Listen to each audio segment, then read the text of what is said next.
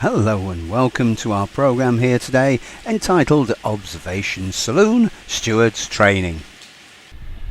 The Observationn Saloon was originally built by the Great Western Railway in 1935 as a restaurant car. It was converted to an inspection saloon in 1948. It is a self-contained vehicle and can be used on a locomotive without any other vehicles being attached. The purpose of the Observationn Saloon steward is twofold.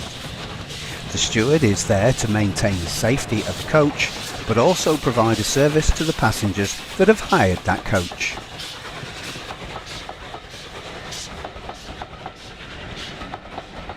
Before you can become a steward, you must have attended the basic safety course and passed the exam, and be in possession of a working member's ID card. A steward should also be able to climb in and out of the saloon unaided from track level.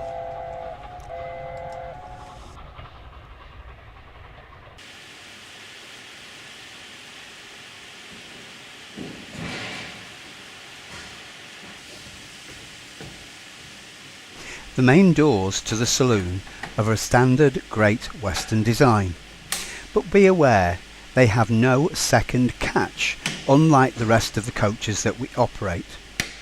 If the handle on the outside is in anything other than the horizontal position, the door is to be considered as open. To add that extra element of safety, a second sliding bolt catch has been added and an inconspicuous brown folding latch at the top of the door.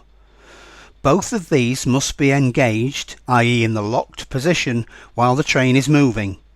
It should only be opened once the train has come to a complete stand in the station. To open the brown catch, you need to press the silver ball bearing in.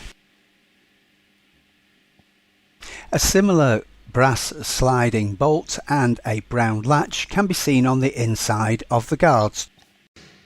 The four-end driving compartment doors have a diesel multiple unit style lock on them and no handle outside. The windows in the main doors are lowered by using the leather belt, which is held by the button in the centre of the door. Be careful because it's easy to drop these windows into the door. The main light switches for the saloon are inside this wooden door, which is immediately there as you get in through the main door. The main rocker switch is on/off and is clearly marked: on to the right, off to the left. Above it is the kitchen fan switch. The kitchen area itself can get very warm and the extractor fan is absolutely necessary, but don't forget this runs off battery, so don't use it too much. The lighting system in the saloon is not connected to the main train, so you will have to turn the lights on and off when going through tunnels. The saloon is steam heat only, so can only be heated by a steam locomotive or diesels equipped with a steam heat boiler. There are no controls for the heating, so if the guard requires the heating on for the train, it has to be on in the saloon. The only way to regulate temperature in these circumstances is by opening windows. The saloon is fitted with a standard brake compartment, with a handbrake, brake pressure gauges, a brake release valve or jigger, an emergency equipment cupboard, and of course fire extinguishers. This enables the saloon to operate as a standalone vehicle, and it can in fact be a driving trailer unit.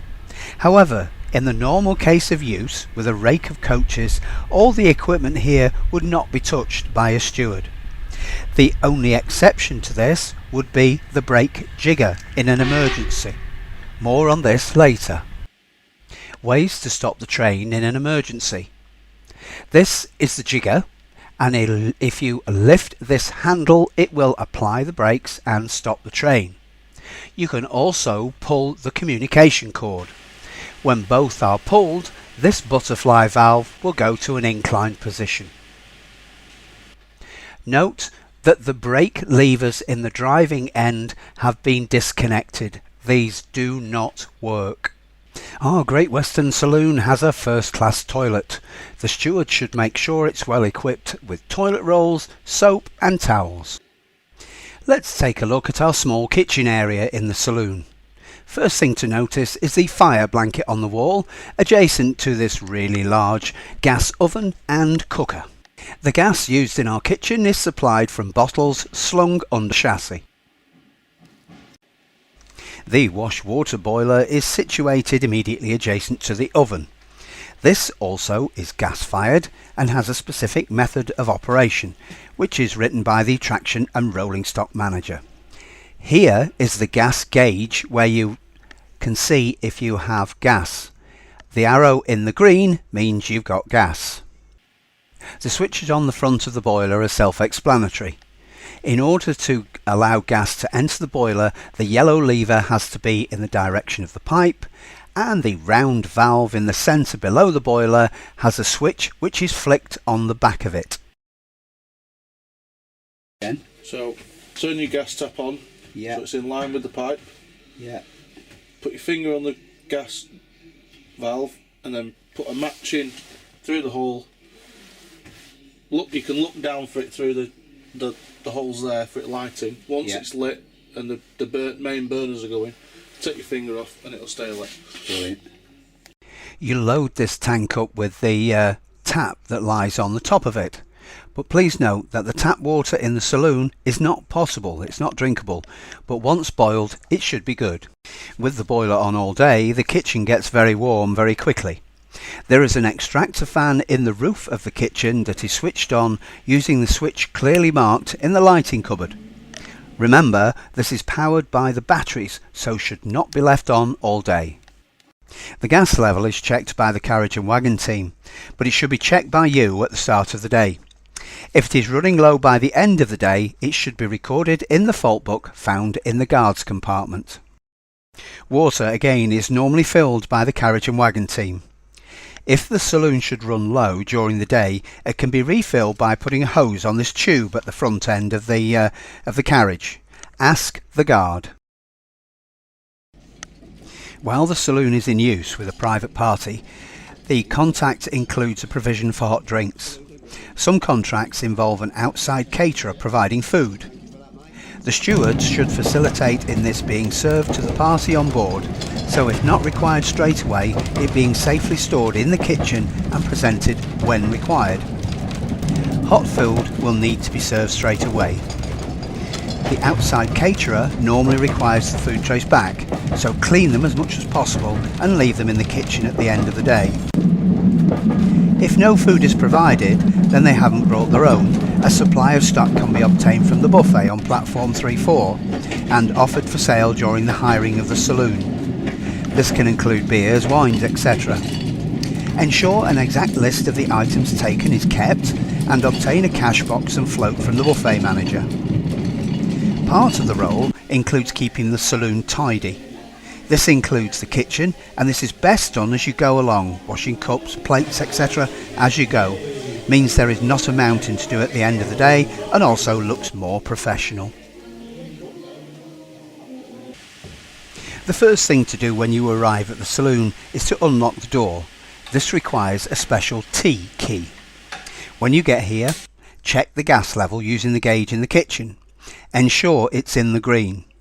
Then light the boiler so it has ample time to warm. Please make sure the saloon is clean and tidy. This is really important as it's first impressions for our customers. If not, have a quick tidy round. At some point, find the guard and introduce yourself if possible.